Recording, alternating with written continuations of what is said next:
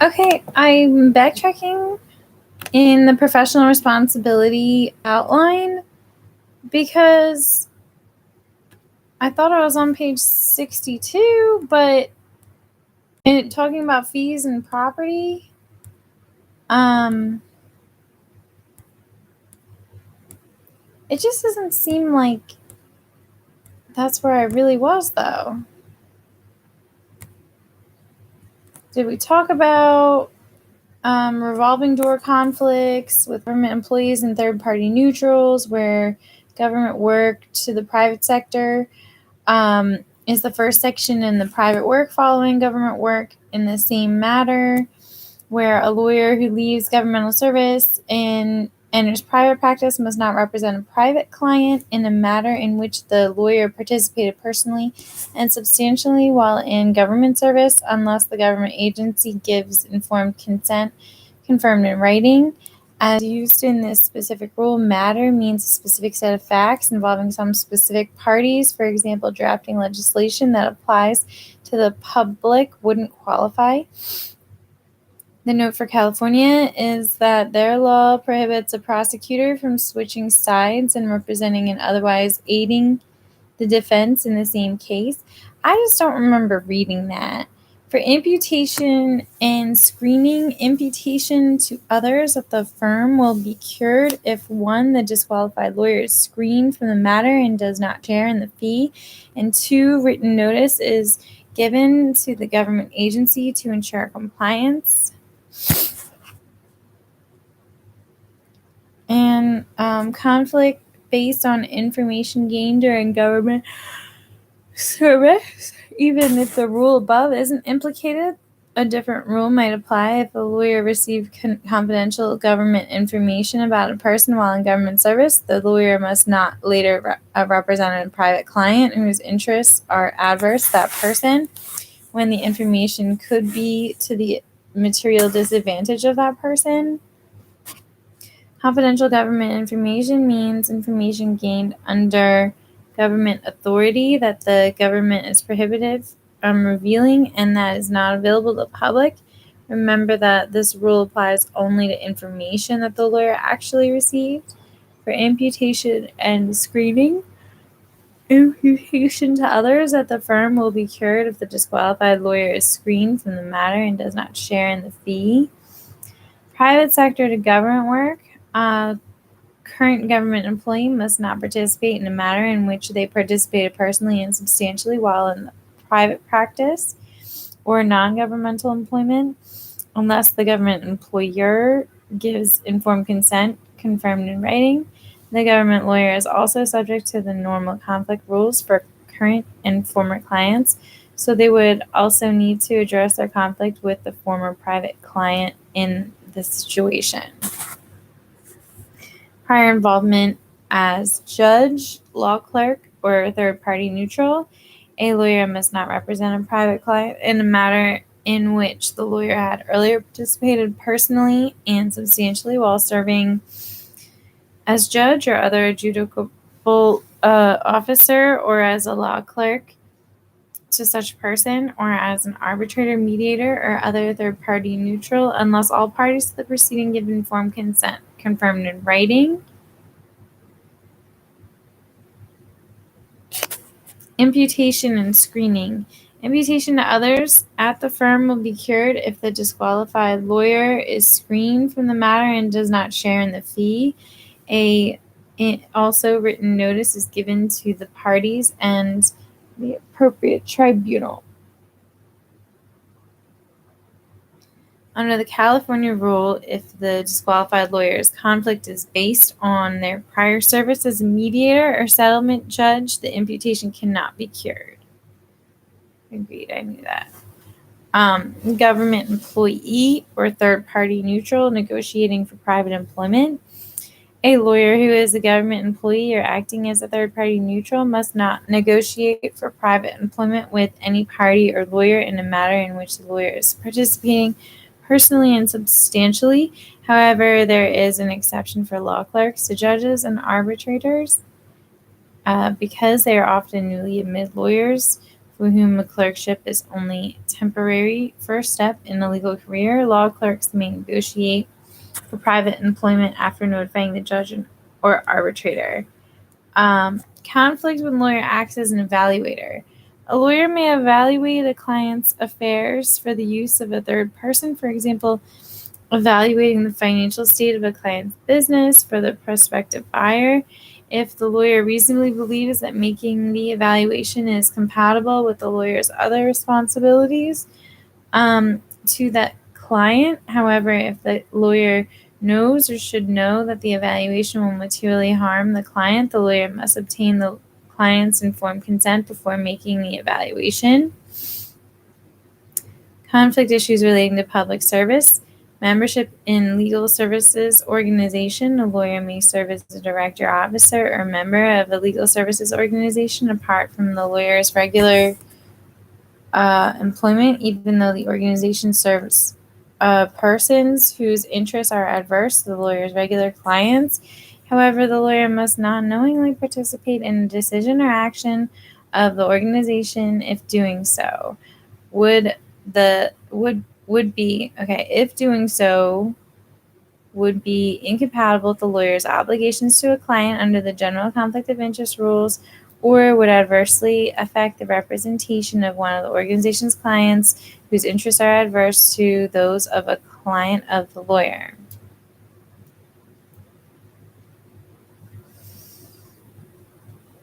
Law reform activities. When a lawyer is working on a law reform project and is asked to participate in a decision that could materially benefit one of the lawyer's clients, the lawyer must disclose the fact but need not identify the client. So I did read this. Quick advice programs like legal aid. Conflicts of interest rules are relaxed because there's no time to run a conflicts check. And conflicts rules relating to current and former clients do not apply unless the lawyer actually knows he's giving quick advice would create a conflict of interest. So now we're at fees and property. Now knowing that I actually have read it up to where I think I have fee amount 6.1, a lawyer must not make an agreement for, charge, or collect an unreasonable fee or an unreasonable amount for expenses. We've got all the things that you can charge a fee for. California instead prohibits illegal or unconscionable fees instead of the reasonable fee argument. Double billing is considered unreasonable and dishonest. The general rule for fee agreements is that a lawyer must, before within a reasonable time after commencing the representation, communicate the basis or rate of the fee and the expenses for which the client will be responsible. Although writing is preferable, it is generally not required except in contingent fee agreements. The lawyer also has an ongoing duty to communicate any changes regarding the fee arrangements. Exception to the communication requirement, regularly represented client. If the lawyer regularly represents the client and will be charging the same basis or rate as in other matters, the lawyer need not communicate the fee arrangement each time. California difference.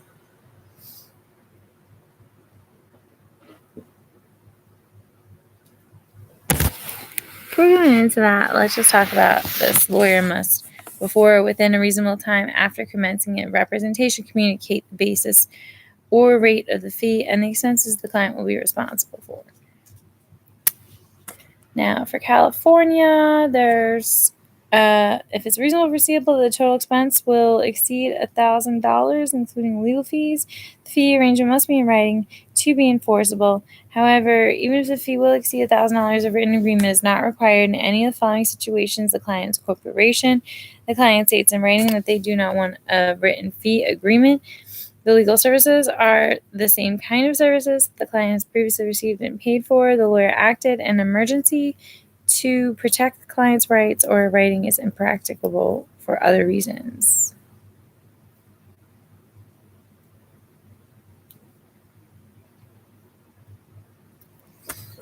Special types of fees and payments. Lawyers can charge various types of fees, including an hourly fee, a flat fee, a contingent fee, and can even accept non-monetary property in return for services. There are additional requirements and considerations with respect to keep certain types of fees and payments. Advance payments. A lawyer may require a fee, including a flat fee, to be paid in advance, but the lawyer must refund the unearned portion of the fee after the client fires the lawyer or the lawyer does not perform the services. However, a lawyer is not required to refund a true retainer, meaning a fee that is paid solely to ensure the lawyer's availability. Such payments are not meant to be compensation for legal services. California addition, while substantially the same, it specifically prohibits a lawyer from telling the client that any fee is non-refundable, earned on receipt, or similar, unless the fee is true retainer paid solely to ensure the lawyer's availability, and the client agrees in writing after disclosure that they will not be entitled to any refunds. Accepting property for service. A lawyer may accept property, for example, ownership interest in a business, in return for services. However, such an arrangement is subject to scrutiny as a conflict of interest because it may constitute a business transaction or pecuniary interest adverse to the client, or under ABA rules, a prohibited proprietary interest in the subject of litigation. For a discussion of these specific conflicts of interest scenarios, see Section 4 of Conflict of Interest under Duty of Loyalty. Contingent fees. A contingent fee is a fee that is dependent on a successful resolution of the client's case. Usually such fees take the form of a set percentage of the recovery, and the fee being zero if there is no recovery. Must be reasonable. Like all fees, a contingent fee must be reasonable. Additionally, a lawyer must not use a contingent fee when the facts of the case make it unreasonable to do so. For example, when the lawyer knows that the case will be settled for a huge amount after a few hours of work. California difference. A California law specifically limits the amount of contingent fee arrangements in medical malpractice cases. Although the exact limits are beyond the scope of the bar exam, the maximum amounts start with 40% of the first $50,000 and end with 15% of any amount which the recovery exceeds $600,000. Writing and disclosure requirements. All contingent fee arrangements must be in writing and signed by the client and must disclose how the fee will be calculated, what expenses will be deducted from the recovery, whether expenses will be deducted before and after the contingent fee is calculated. And lastly, what expenses the client must pay regardless of the outcome. Additionally, at the end of the case, the lawyer must give the client a written statement showing the outcome and remittance to the client and how the remittance was calculated. California difference. California requires 2 additional disclosures. The agreement must state that the lawyer's percentage is not set by law and can be negotiated between the lawyer and the client. How the client will be charged for work not covered by the contingency. Failure to comply with the disclosure agreements renders the agreement voidable at the option of the client, and the lawyer will then only be entitled to collect a reasonable fee for services rendered.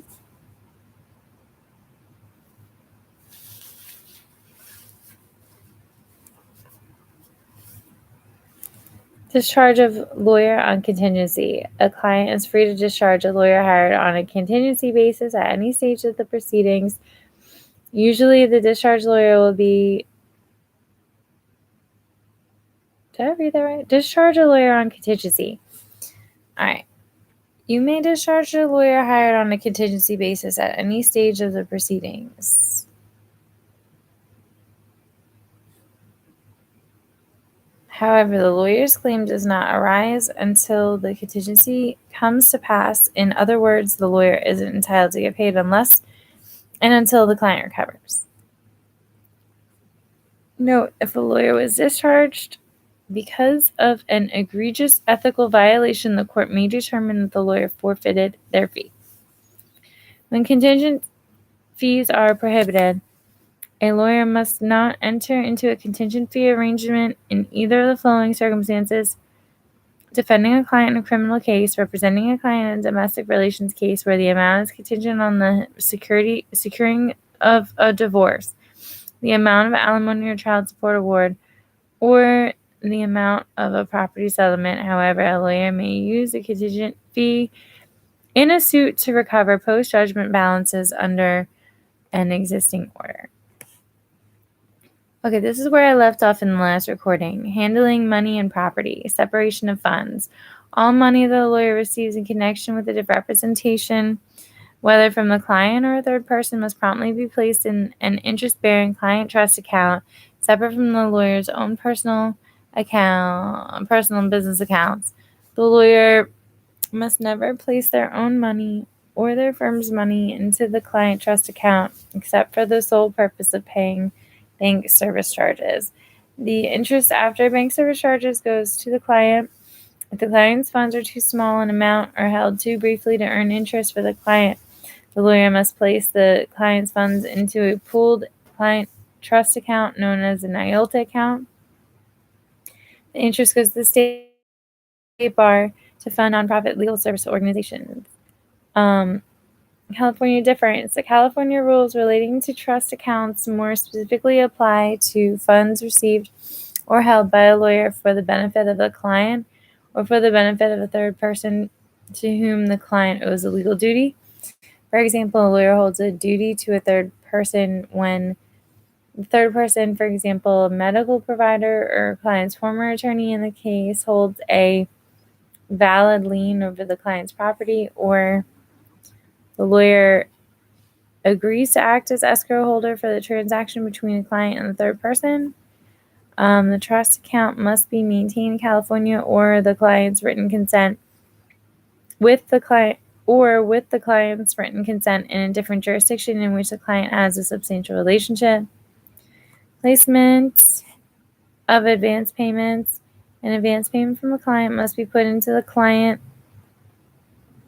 trust account to be withdrawn by the lawyer only as fees are earned and expenses incurred. This is because an advance payment belongs to the client until it is earned by the lawyer. As we have discussed, the lawyer must refund to the client any unearned advance payments at the end of the representation. California difference. The general rule for advance payments is the same in California, but the California rule also provides that a flat fee may be deposited to the firm's operating account, provided that the lawyer discloses to the client in writing that the client, one, has the right to require that the flat fee be deposited in a client trust account until it is earned, and two, is entitled to a refund of any of the unearned amount if the representation is terminated or the services are not rendered. Additionally, if a flat fee exceeds $1,000, the client's agreement and the disclosures above must be set forth in a writing signed by the client. 6.4.2 Safekeeping of delivered property. A lawyer must identify and label securities and properties of the client or third person and put them in a safe deposit box or other place for safekeeping as soon as practicable. Promptly notify the client or third person when the lawyer receives funds or property in which the client or third party has an interest. Promptly deliver funds or property to which the client or third party is entitled. Keep records for at least 5 years after final distribution of the property and render written accountings. Disputed funds. Recall that a lawyer may owe a legal duty to third persons who are not the client, for example, when the lawyer is acting as escrow agent or when a third person holds a lien on the client's property, when the lawyer possesses property in which at least two persons, one of whom may be the lawyer, claim interest, and disputed portion must be kept separate by the lawyer until resolution of the dispute. However, the lawyer must promptly distribute all portions of the property that are not in dispute. This means that if the client disputes the lawyer's fee, or if there is a dispute between the client and the third party who has a legitimate interest in the funds, the lawyer must keep the disputed portion of the client trust account and seek prompt resolution of the dispute. Procedure for resolving fee disputes. A lawyer must comply with any mandatory procedure for resolving fee disputes, for example, an arbitration or mediation procedure established by the state bar. California note: in California, a lawyer and client may agree in advance to arbitrate fee disputes. If they have not agreed in advance, the client may force the lawyer to arbitrate, but the lawyer may not force the client to do so. Splitting fees. 6.6.1 with other lawyers in firm. Partners and associates within a law firm can generally pool and split legal fees however they like. Additionally, a law firm may make payments to a former partner or associate under separation or retirement agreement. 6.6.2 with outside lawyers. A lawyer may share legal fees with a lawyer at a different firm if the total fee is reasonable. Either A, that the split is in proportion to the services performed by each lawyer, or B, the split is in some other proportion if each lawyer assumes joint responsibility for the matter and the client agrees to the split in writing that discloses the share each lawyer will receive. California difference. California rule allows true referral fees. It does not require that the split be proportionate to services or that the lawyers assume joint responsibility for the matter. Although the referring lawyer need not be involved in the matter, the following is still required.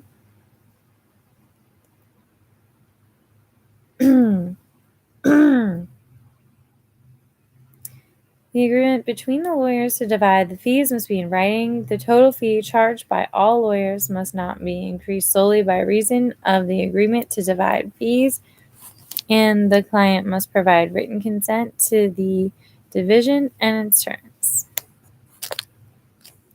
So with non-lawyers, I think it's silly. They're talking about fee splitting, and they just say with non-lawyers. They don't say fee splitting with non-lawyers in the heading. They just did that before within the subheading with outside lawyers. So now we're talking with non-lawyers. A lawyer or law firm must not share legal fees with a non-lawyer subject to the following limited exceptions: paying a death benefit to a dead lawyer's estate or other designated persons, purchasing a law practice of a dead, disabled, or disappeared lawyer and paying the purchase price to the estate or non-lawyer representative, including non-lawyer employees in a compensation or retirement plan, even if the plan is funded by legal fees, sharing court-awarded legal fees with a nonprofit organization that employed or recommended the lawyer in the matter. The California rule, however, recognizes two additional permitted grounds for sharing fees with non-lawyers: sharing non-court-awarded legal fee with nonprofit organization,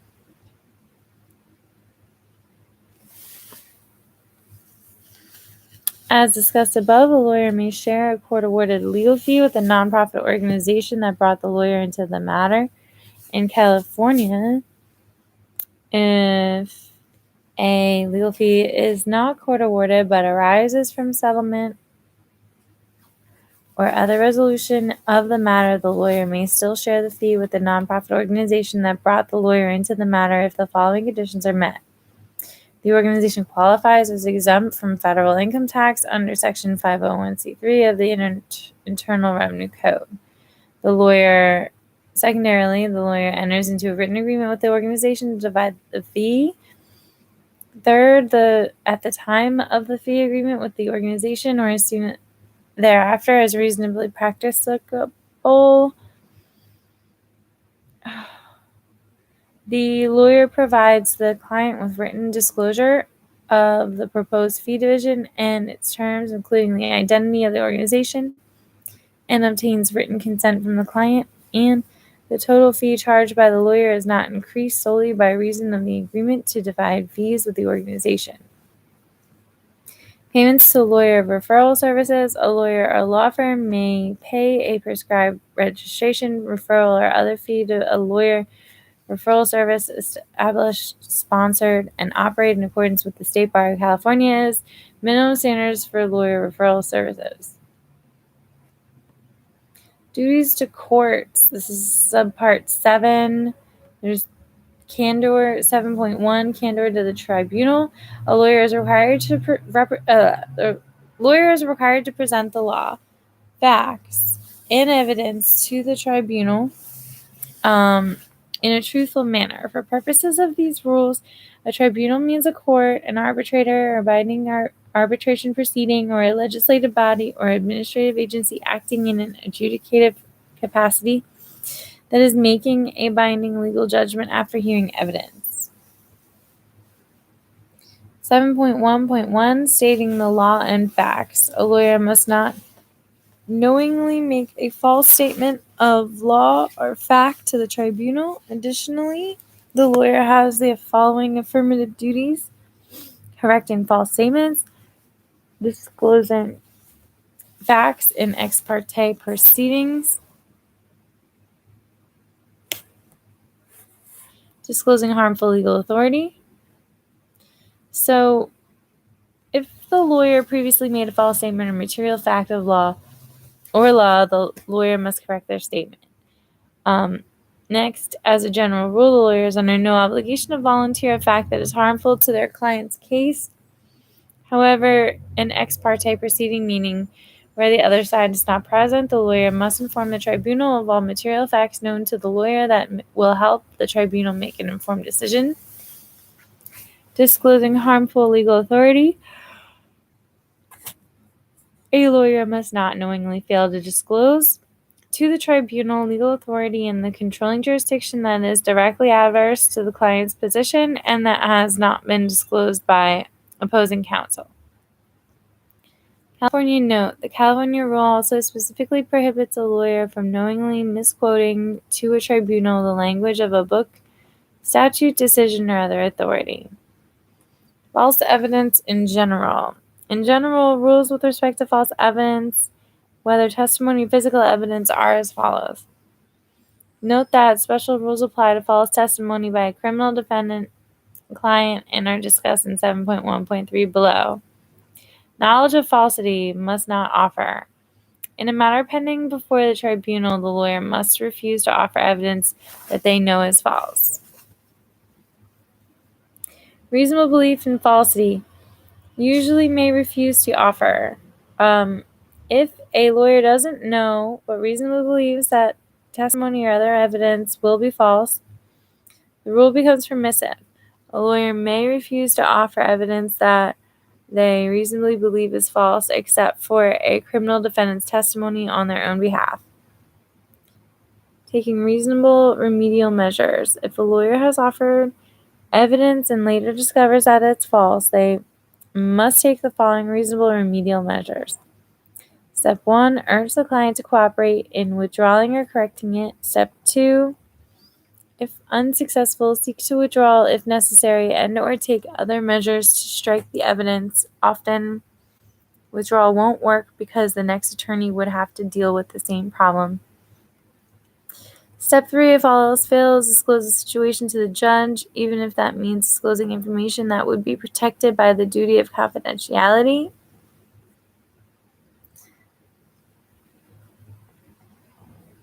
California rule provides that reasonable remedial measures must not involve revealing information that is protected under the duty of confidentiality. Put another way, the ABA rule provides that the duty of candor to the tribunal supersedes the duty of confidentiality, and the California rule takes the opposite view.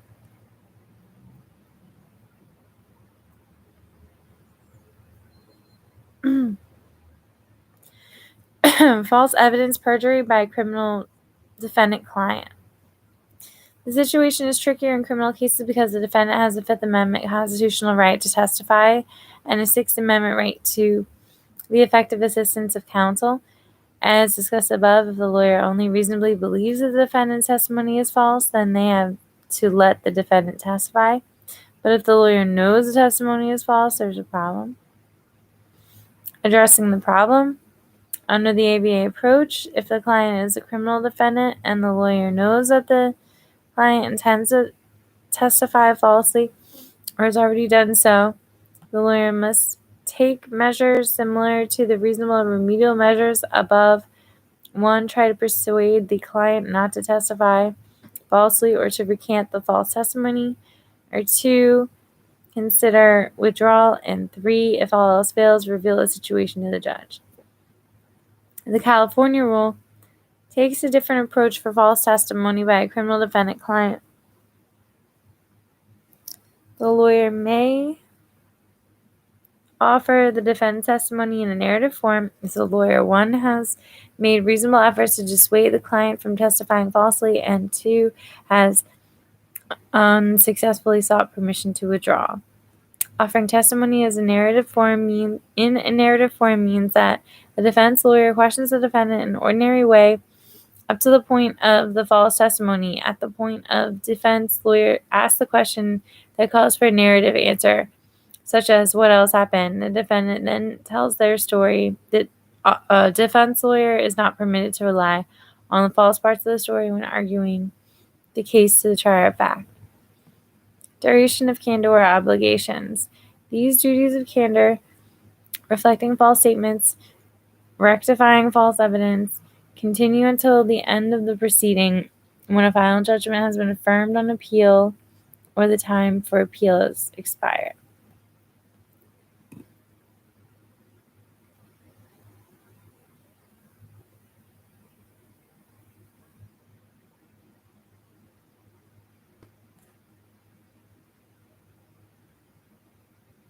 Interesting. I just read the duration of the candor obligations, but really, you have to correct false statements all the way up until a final judgment has been affirmed on appeal, or the appeal period is expired. Frivolous claims and defenses. A lawyer, this is section 7.2, a lawyer who is serving as an advocate in a legal proceeding must not take a position unless there is a basis in law and fact for doing so that is not frivolous. Keep in mind that a position is not frivolous if the lawyer can make a good faith argument for an extension, modification, or reversal of existing law. Furthermore, despite the general rule against frivolous actions, the lawyer for the defendant in a criminal case or in any proceeding that could result in incarceration or confinement may conduct a defense so that the prosecutor must prove every necessary element of the case. California difference. The California rule also prohibits a lawyer from bringing or continuing an action, conducting a defense, asserting a position in litigation, or taking an appeal without probable cause and for the purpose of harassing or maliciously injuring any person. We discussed this previously with respect to grounds for mandatory withdrawal. Expediting litigation. A lawyer must make reasonable efforts to expedite litigation consistent with the interests of the client. California difference. The California rule doesn't require a lawyer to expedite litigation, but instead prohibits a lawyer from using means that have no substantial purpose other than to delay or prolong the proceeding or to cause needless expense. Preserving 7.4, preserving impartiality and decorum of tribunal. 7.4.1, improper influence. A lawyer must not seek to influence a judge, court official, juror, or prospective juror by improper means. The California rule more specifically prohibits a lawyer from directly or indirectly giving or lending anything of value to a judge, official, or employee of a tribunal except as permitted by statute, an applicable code of judicial conduct, or standards governing employees of the tribunal. This does not prohibit a lawyer from contributing to a judge's campaign fund. Contact with jurors during proceeding. A lawyer must not have any ex parte communication with a prospective juror or juror except when authorized by law or court order. California difference. The California rule regarding contact with jurors during a matter also has a provision relating to lawyers not connected with the case, providing that during jury selection and trial, the lawyer connected with the case must now communicate directly or indirectly with a prospective juror or juror about any subject, such as the ABA rules. During trial, a lawyer not connected with the case must not communicate directly or indirectly with a known juror about the case. These rules also apply to jurors who have been individually removed or excused during the proceeding, contact will not be permitted until the entire jury has been discharged. After discharge of the duty.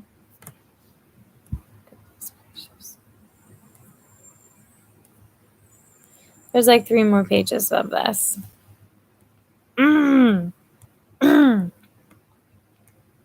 A lawyer may generally interview discharged jurors or prospective jurors unless 1, the communication is prohibited by law, 2, the juror has made known the desire not to communicate, and 3, the communication involves misrepresentation, coercion, duress, or harassment.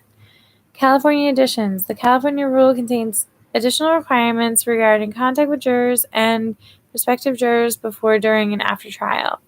A lawyer is prohibited from concluding an investigation of prospective jurors and jurors in a manner likely to influence the state of mind of the persons in connection with present or future jury service.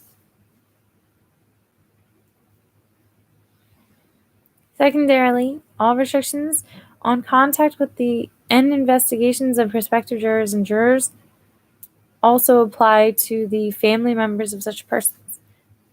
Third, a lawyer must promptly reveal to the court improper conduct by or toward jurors, prospective jurors, or their family members. Trial counsel as witness. As a general rule, a lawyer must not act as an advocate at a trial in which a lawyer is likely to be a necessary witness. However, this dual role is permitted in any of the following situations. The trial lawyer's testimony will relate solely to an uncontested issue. The trial lawyer's testimony will relate solely to the nature and value of legal services they have rendered in the case, or withdrawal would cause substantial hardship to the client. Note, however, that the lawyer may generally proceed as trial counsel if other lawyers at their firm are likely to be witnesses. There is no imputed disqualification. In California, instead of the substantial hardship ground above, the California rule provides that the lawyer may act as an advocate in the matter if the client provides informed written consent to the dual role. Under the ABA rule, consent will not solve the problem. 7.4.4 Chicanery at trial. During a trial, a lawyer must not assert personal knowledge of facts, refer to inadmissible material, state a personal opinion about the justness of a cause, the culpability of a civil litigant, or the guilt or innocence of an accused. In California, does not include a prohibition on referencing inadmissible material at trial. Additionally, the California rule only prohibits statements of personal information concerning the guilt or innocence of an accused. And last in this section about the duties owed to the decorum of the tribunal. A lawyer must not engage in conduct intended to disrupt a tribunal. This rule applies in depositions as well as in a courtroom. And California does not include the above rule due to concerns that it is too broad and would not be interpreted in a consistent manner. In the next recording, we'll get to duties to opponents when acting as an advocate.